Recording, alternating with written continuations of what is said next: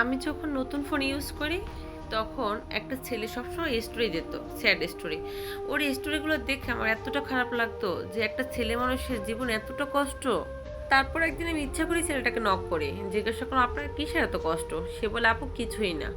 তারপর থেকে সে সবসময় আমাকে নক করতো। এভাবে আমাদের প্রতিনিয়ত কথা হতো। হঠাৎ করে সে একদিন আমাকে প্রপোজ করলো। আমি কিছুই বললাম না। তারপর সে বললো সে আমাকে অনেক ভালোবাসে। এভাবে কথা বলতে বলতে আমিও তার প্রতি আস্তে আস্তে দুর্বল হয়ে যাচ্ছিলাম।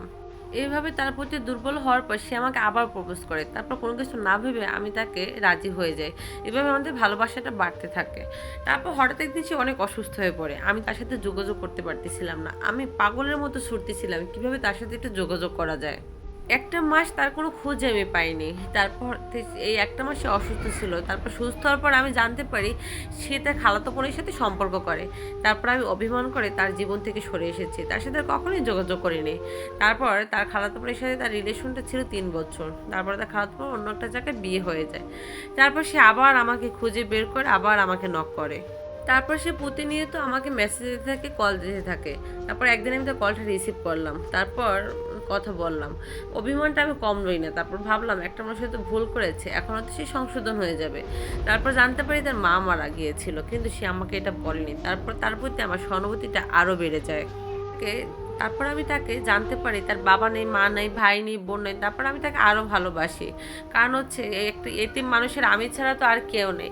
তারপরে জানি যে তার ফ্যামিলিতে যে একটা আগের যে সৎ মা ছিল সেও তাকে কখনোই ভালোবাসতো না। এটা শুনে আমার অনেক খারাপ লাগে।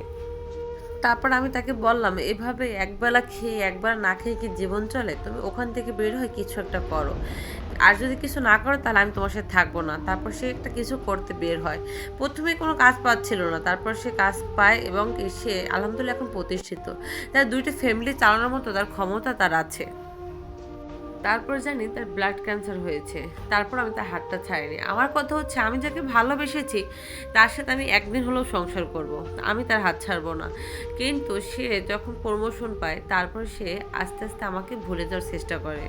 সে আমাকে ফোন দেয় না, কোনো যোগাযোগ করে না, কিছুই করে না।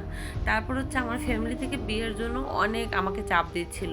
আমি তার অপেক্ষায় আমি অনেকগুলো বিয়ে ক্যান্সেল করি, কিন্তু এখন আর সম্ভব না। তারপর আমি আমার ভালোবাসার মানুষের কথা আমি আমার বাসায় বলতে বাধ্য হই।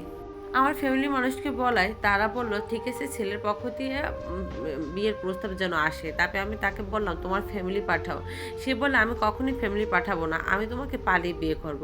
আমি বললাম কেন? আমার ফ্যামিলি তো রাজি। সে বলে আমার যে এত ফ্যামিলির অতীত আছে সেটা যদি তোমার ফ্যামিলি যেন জেনে আমাকে যেন কিছু না বলে, সেটা আমি সহ্য করতে পারবো না, আমি পালিয়ে বিয়ে করব। তারপর আমি তার কথা ভেবে তার কথায় সায় দিয়ে রাজি হয়ে গিয়েছিলাম। এভাবে সে আশা দিয়ে আমাকে প্রতিনিয়ত বলতো ঠিক আছে আমরা আজকে যাব না, কালকে বিয়ে করবো না, পরশু বিয়ে করবো। এভাবে করতে করতে দিনের পর দিন পেরিয়ে যায়। তারপর আমার ফ্যামিলির মানুষ আমাকে নানা কথা শোনায়। বলে তুই যাকে ভালোবাসিস সে তো তোকে বিয়ে করতে আসতে চায় না, অথচ আমরা যাকে কাছে বিয়ে দেবো তুই সেখানে বিয়ে করতে চাস না। আসলে পুরুষ মানুষ এমনই না, টাকা হলে আর মানুষটাকে চেনে না। এখন তার টাকা হয়েছে, এখন আর আমাকে দরকার নাই, এই জন্য সে এখন আমার কাছ থেকে দূরে সরে যেতে চায়। এটা কেমন যে মানুষটা শূন্য পকেটে আমি হাত ধরেছি, সে আর টাকা হওয়ার পর এখন অন্য নারীতে আসক্ত হয়ে আমাকে ভুলে গেল।